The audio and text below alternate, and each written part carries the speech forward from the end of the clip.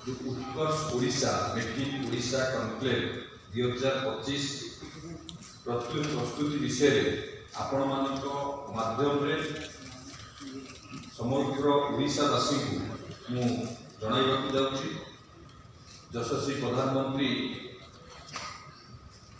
नरेंद्र मोदी जी दूरदृष्टि संपन्न नेतृत्व और माननीय मुख्यमंत्री मोहन माझी प्रेरणादायी मार्गदर्शन रे यही प्रमुख कार्यक्रम द्वारा ओडिशा को विश्व मानचित्र रे शिल्प शक्ति केंद्र भाव में अभिवृद्धि करने सह राज्यर सामग्रिक और स्थायी अभिवृद्धि त्वरान्वित करने लक्ष्य लेकिन ये कार्यक्रम करा उत्कर्ष ओडिशा कॉन्क्लेव 2036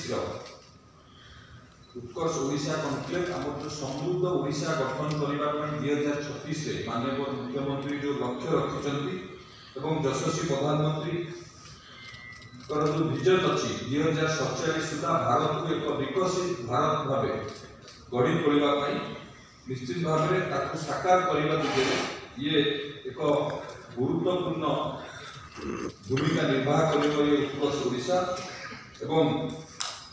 जनवरी 28 तारीख में उत्कर्ष ओडिशा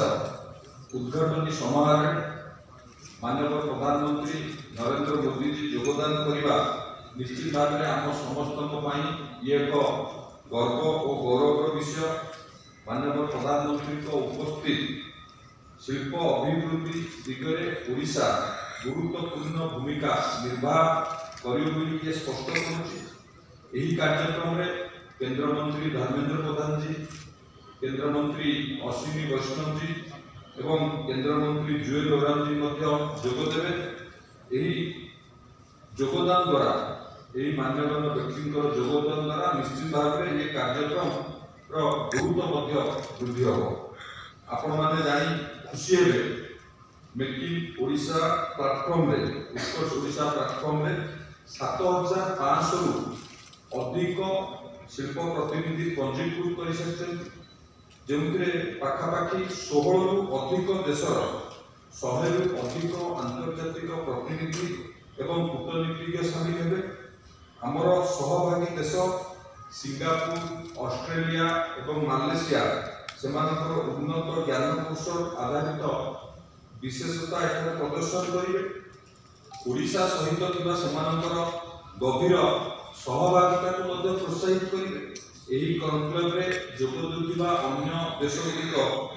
जदि आम देखा Italy, France, United Kingdom, America, Nepal, Venezuela, Belarus, Egypt, Kazakhstan, Zimbabwe, Vietnam, Bangladesh, Rwanda यही सब देशगुड़िक समस्ते योगदान करेंगे।